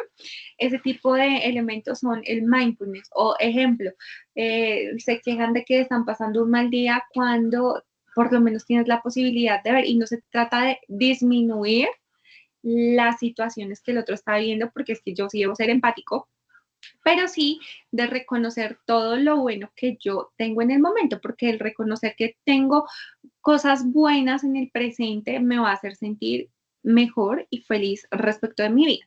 De otro lado, también este autor recomienda desarrollar hábitos mentales positivos, generar práctica diaria de la gratitud, ¿cierto? Y buscar siempre escenarios de innovación para poder generar crecimiento personal.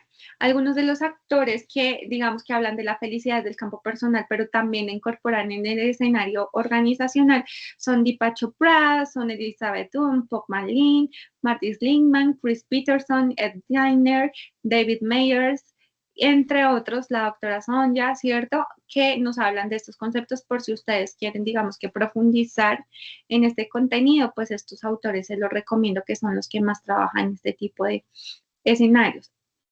Ahora, hay que entender que la felicidad es un arte que necesita trabajo, que requiere de herramientas, pero a su vez hay que entender que es un concepto 100% personal y que si bien la organización puede hacer un trabajo por ayudar a que las personas se sientan un poquito más felices, la responsabilidad y la garantía de lograrlo realmente es de cada quien, pues porque cada persona tiene un motor de vida diferente, le hacen felices diferentes cosas, así que en ese sentido, pues es muy complejo garantizar y responsabilidad a responsabilizar a las empresas de que sí o sí sean los ejecutores completos de felicidad de las personas. Sin embargo, cuando tomamos acciones para que las personas estén un poco más felices en la gestión de la organización, vamos a tener mejores resultados. ¿Qué resultados? Ya los estudios nos dicen que la felicidad organizacional puede mejorar la productividad, en este caso pasarla de un 31 a un 40%. Puede reducir la accidentabilidad de un 50 a un 48%, puede mejorar la calidad del servicio de los usuarios de un 15 a un 25%. Este particularmente soportado en algo que dice Richard Branson. Richard Branson es el CEO del grupo Virgin. Nosotros de repente conocemos de Virgin Mobile, que fue una operadora de telecomunicaciones que estaba en Colombia, no sé si todavía existe en Colombia, pero Virgin tiene cruceros, experiencias deportivas, Virgin tiene aerolínea, Virgin tiene servicios televisivos, Virgin tiene hasta organización que hace temas de análisis de eh,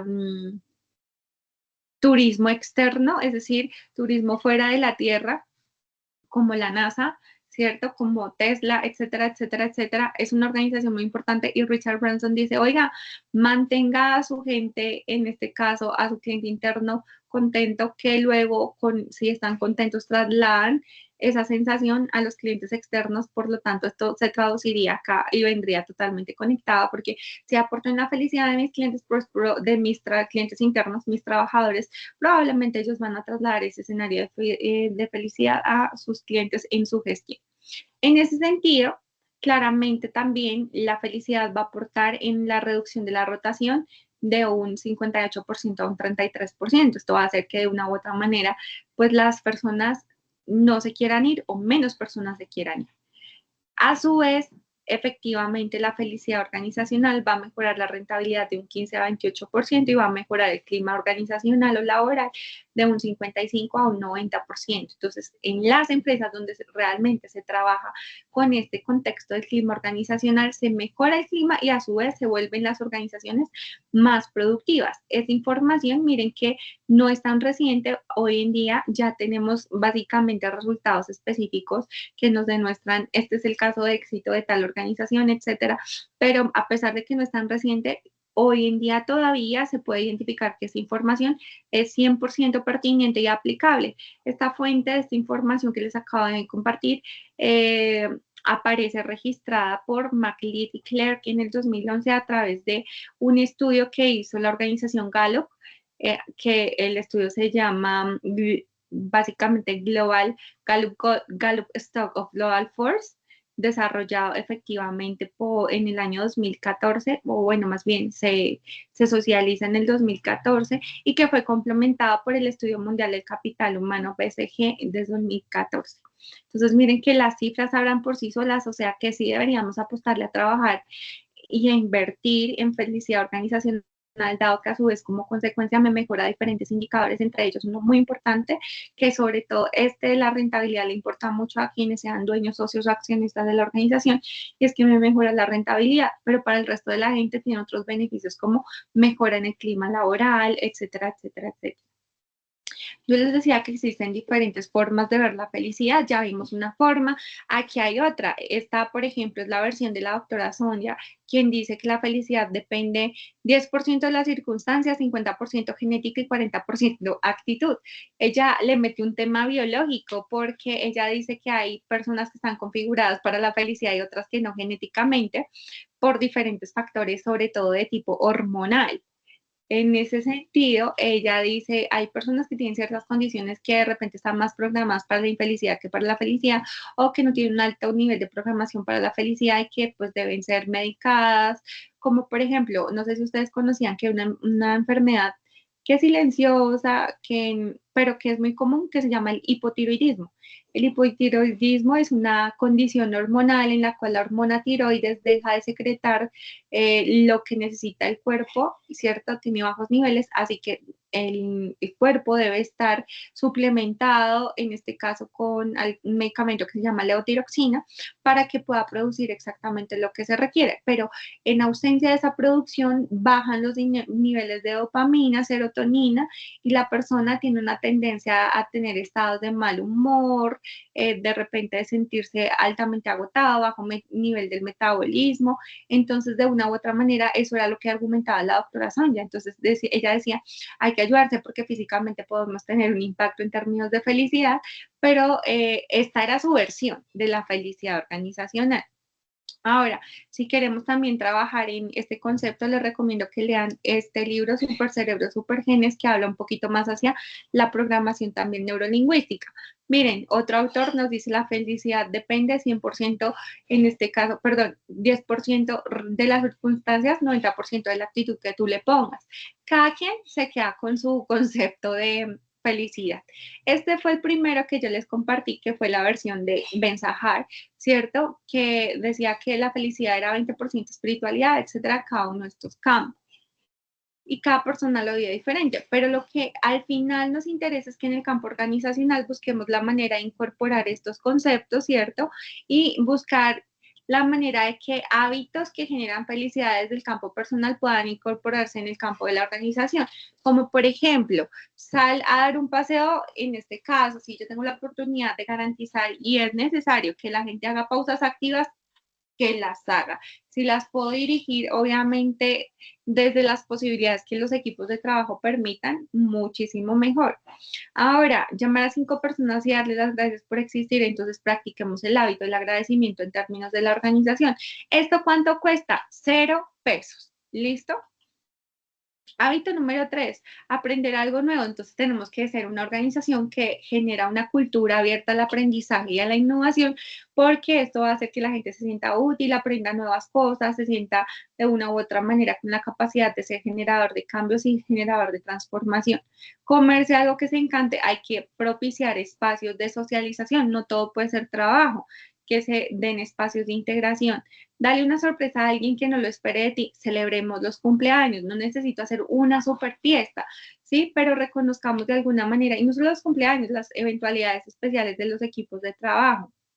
Invierte tu dinero en experiencias y haz que tu vida sea extraordinaria. Generemos de repente para fin de año, si no queremos una fiesta, que ya digamos que no se realizan tanto, generemos unos espacios que brinden una experiencia de crecimiento y desarrollo, por ejemplo, de tipo personal a los trabajadores o desde otro campo. Entender cada situación como un gran reto y oportunidad. Busquemos la manera de que en el escenario de los conflictos se genere una cultura organizacional de aprendizaje y no de crítica y soberbia.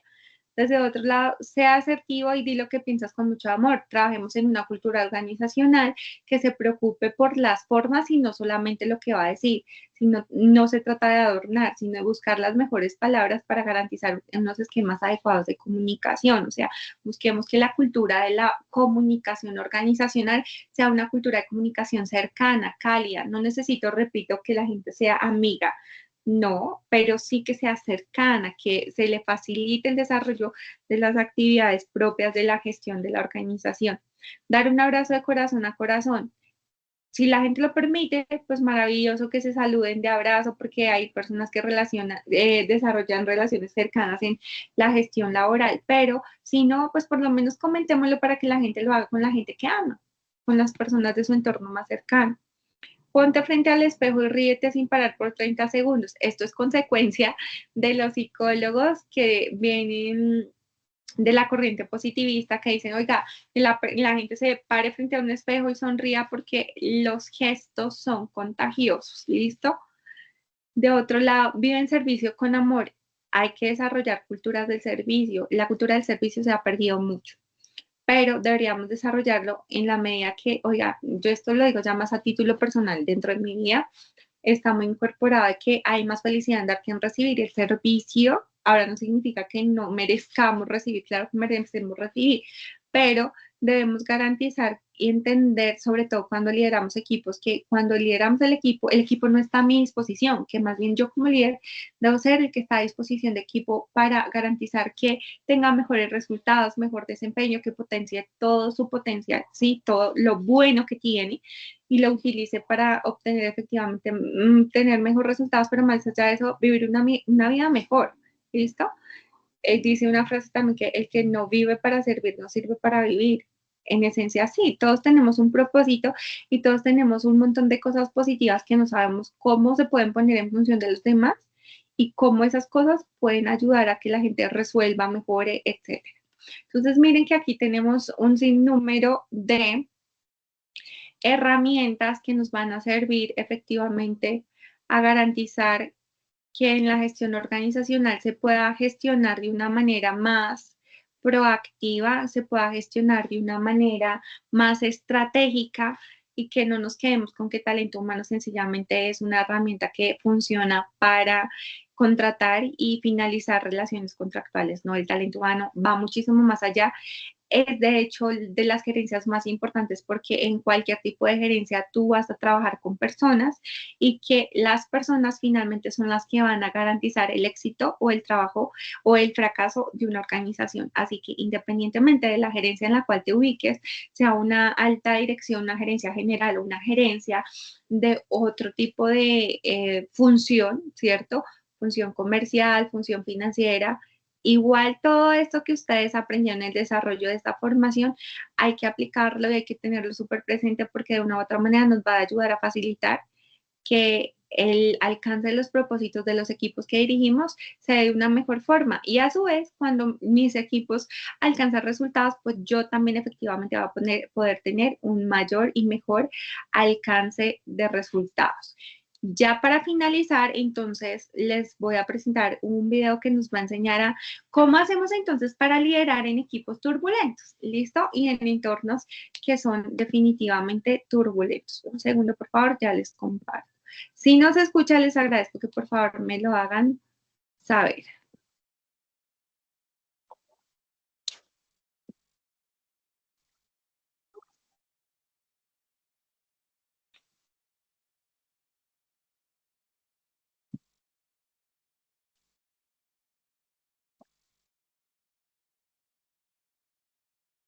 No, no lo estoy escuchando, profe.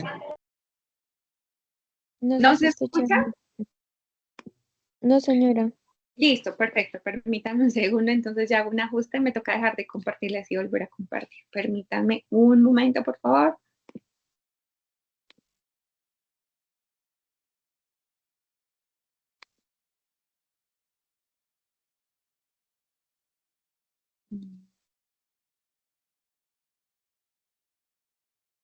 Voy a cerrar mi micrófono un momento. Me indican, por favor, si se escucha una vez inicie la reproducción. Un segundo, por favor.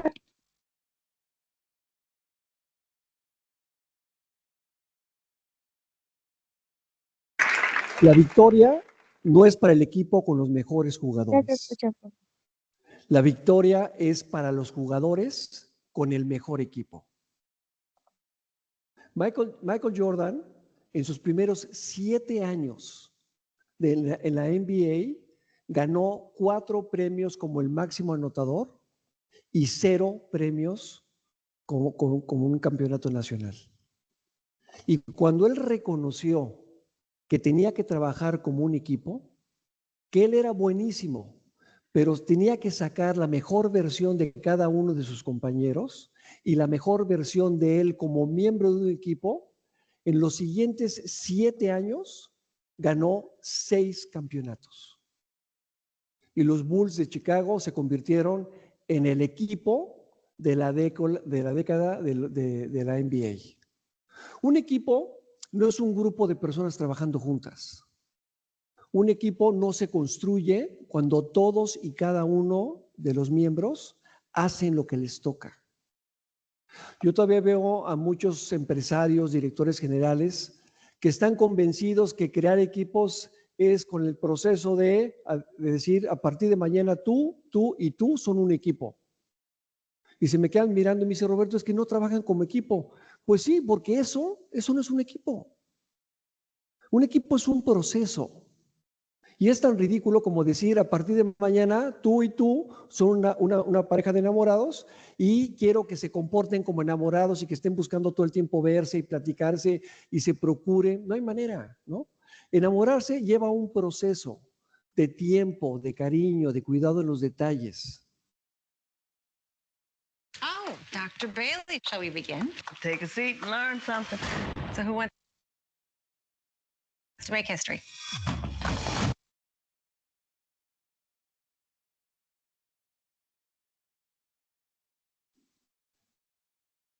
Edward Deming, el que fue considerado como el padre de la calidad total, dijo, si no sabes o si no puedes describir lo que estás haciendo como un proceso, no sabes lo que estás haciendo. Un equipo es un conjunto de personas que crecen unidas, co-crean unidas, que comparten y se comparten a sí mismas. Son un grupo de personas que están conectadas de corazón a corazón, que tienen un profundo sentido de identidad, que se reconocen como un solo equipo, que saben que ganan juntos o pierden juntos, que comparten un propósito, comparten valores, comparten objetivos, comparten creencias. Ahora, ¿cómo lideras un equipo? ¿Cómo diseñas un equipo? Yo estoy todos los días compartiendo con equipos de compañías multinacionales muy grandes, de compañías nacionales, chiquitos, grandotes, y lo que consistentemente estamos platicando y las preguntas que yo les hago es, a ver, ¿somos un equipo o somos un grupo de personas trabajando juntas? Y la respuesta, entre 7 y 8 de cada 10 me dicen, con un poquito cara de desilusión, somos un grupo de personas trabajando juntas, no somos un equipo. Si yo les preguntara a ustedes, ¿cuáles son las características que definen a un equipo exitoso, a un equipo ganador? Seguramente me dirían, pues es confianza, Roberto, sin confianza no hay nada, tiene que haber transparencia, tiene que haber claridad, tiene que haber comunicación, tiene que haber objetivos compartidos, tiene que haber talento. Si la gente no sabe lo que tiene que hacer, no vamos a ganar. Tiene que haber un propósito, una visión clara que inspire. Hay muchas características, ¿de acuerdo? Que la mayoría las conocemos. Entonces yo por eso no vine aquí a hablarles de eso, ¿sí? Sino vengo a plantearles una nueva pregunta. Y lo que digo es que la pregunta esencial no es qué tenemos que hacer o cómo hacerlo, que definitivamente son preguntas indispensables y que hay que contestarlas, pero el reto está en definir quién. La pregunta específica es ¿quién tengo que ser para convertirme en un equipo de alta velocidad? Y cuando hablamos de quién, Jim Collins, el que fue su maestro de la Universidad de Stanford, él escribió un libro que se llama Good to Great, y ahí él, después prácticamente todos sus libros están basados en investigación de mercados. En este libro, después de varios años de estudios, descubrió que los CEOs exitosos, los emprendedores exitosos, los ejecutivos exitosos, antes de iniciar el viaje, antes de diseñar el plan de acción, definen a quién bajar del camión, a quién subir al camión y a quién se sienta en el asiento correcto. Es quién. Yo estoy convencido de que hay 3 preguntas poderosas para lograr que un equipo logre una plena realización y el éxito. Y la primera pregunta es ¿quién soy? ¿Quién soy como equipo? ¿Cuáles son mis valores? ¿Cuáles son mis miedos? ¿Cuáles son mis creencias? ¿Cuál es mi propósito hoy? La segunda pregunta es ¿quién quiero llegar a ser? ¿Qué equipo quiero llegar a ser? ¿Qué valores quiero vivir intensamente? ¿Qué experiencia quiero crear con mis clientes externos? ¿Qué experiencia quiero crear con mis colaboradores internos? ¿Cuál va a ser el propósito? Y la tercera pregunta es ¿quiénes me van a ayudar para convertirme en ese equipo? Si fuera un equipo de fútbol, soccer, yo les diría, pues sería, ¿quién va a ser el entrenador? ¿Quiénes van a ser los asistentes del entrenador? ¿Quiénes van a ser los jugadores? Es quién. Antes que el qué, que el cómo, que el para qué, define quién. ¿Sale?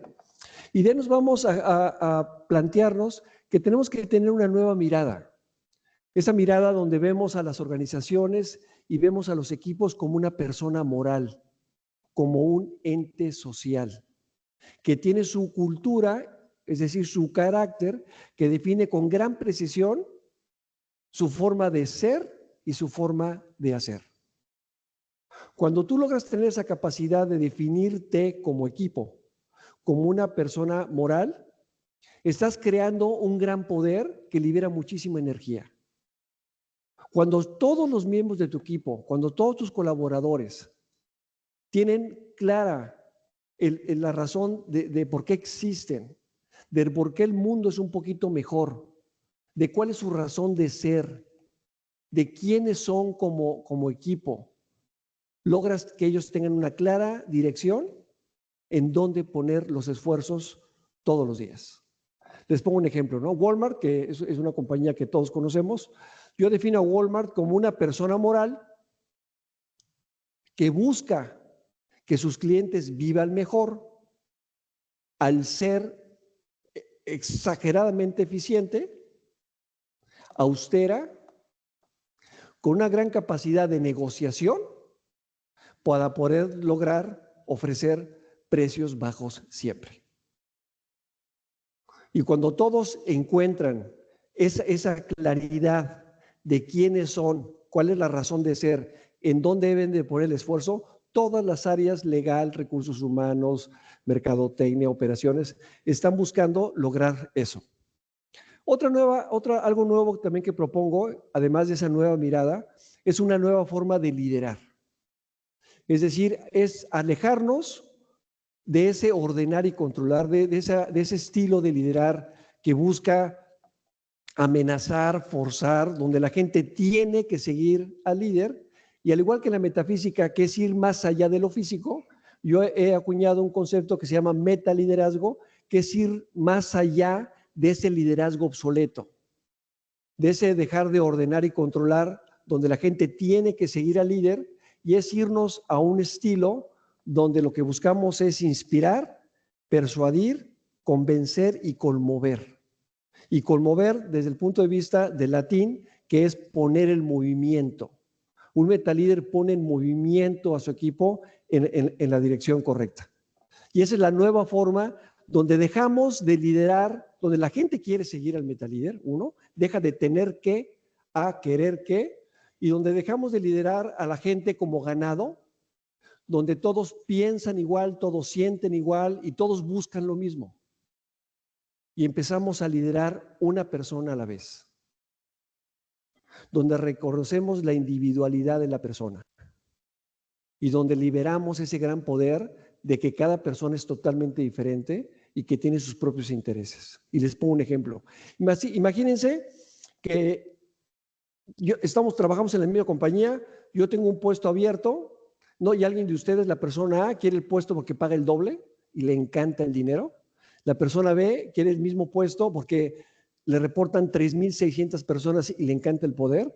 Y la persona C quiere el mismo puesto porque ahí va a tener una gran oportunidad de aprender muchísimas experiencias y conocimientos y construir relaciones que le van a servir para una asignación internacional que está buscando. Entonces, si se fijan, los tres quieren lo mismo, pero por diferentes razones.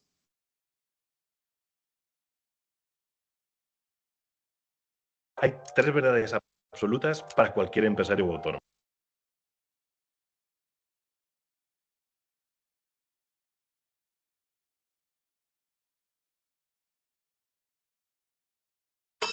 No la escuchamos, profe, está sin sonido. Ay, gracias, qué pena, se me ha olvidado activar el micrófono. Les decía que vamos a dejar la reproducción hasta allí, pero nos han dado, miren, varias claves para garantizar una correcta gestión de equipos y entendiendo que se llega más lejos cuando trabajamos en equipo a cuando trabajamos de manera individual. Miren el caso que mencionaban ahí de Michael Jordan, que si bien es una persona que ha alcanzado títulos a nivel, en este caso, individual muy importantes, pues no se había ganado en su momento, de acuerdo a lo que nos menciona este storyteller, un campeonato de manera globalizada. Entonces, de repente trabajar de manera individual puede traer buenos resultados, sí, pero llegamos más lejos cuando trabajamos en equipo. Ahora no es fácil, no es sencillo construir, en este caso, esos equipos de alto desempeño de los cuales nos hablan acá, pero tampoco es imposible liderar en esos entornos turbulentos. Importante, lo primero que debo trabajar es en mí. Yo como líder, como gerente, como directivo, debo entender que el primero que debe buscar fortalecerse a sí mismo soy yo para luego poder contribuir en la vida de los demás. ¿Listo? Y que eso básicamente es el principal propósito en el ejercicio de la dirección. Por lo demás, eso es lo que quería compartirles el día de hoy, invitarlos a que cuando asumamos roles de dirección pensemos que tal vez en algún momento fuimos dirigidos como quisiéramos que nos hubieran dirigido, ¿cierto? Y convertirnos en esa mejor versión posible en ese escenario de liderazgo. Por lo demás, muchas gracias por acompañarnos en este espacio de formación. Quiero saber si tienen alguna inquietud hasta este punto, alguna duda. Hola, profe, buenos días, ¿cómo estás? Yo tengo una duda respecto a la entrega que tenemos que hacer mañana, ¿sí? Sí, señor. Es que quería saber si, lo que pasa es que por el tema del doble espacio, el trabajo, pues, obviamente dice que 10 páginas, pero a doble espacio se nos hace como un poquito complicado. Queríamos saber si nos podemos exceder un poquito más. No hay problema, digamos que cuando yo les pongo esas páginas son más bien de guía y referencia, pero no significa que si te excedes vas a tener una baja en tu calificación o algo así, no, porque realmente lo importante es el contenido. Ah, listo, gracias, profe. No hay problema, tranquila. ¿Dudas, inquietudes adicionales? Bueno, entonces sin más, les agradezco mucho y recuerden realizar su cuestionario también, que estará disponible máximo hasta el próximo 22 de agosto. Por los demás, les envío un fuerte abrazo, muchos éxitos y bueno, veremos si nos cruzamos más adelante en el camino, nuevamente sea en un proceso de formación o en otros entornos diferentes. Gracias. Muchísimas gracias por todo. Muy chévere todo. Muchas gracias. Gracias. Muchas gracias, profesora. Muy gentil, muy amable. Feliz día. Muchas gracias. Feliz día, feliz semana. Hasta luego.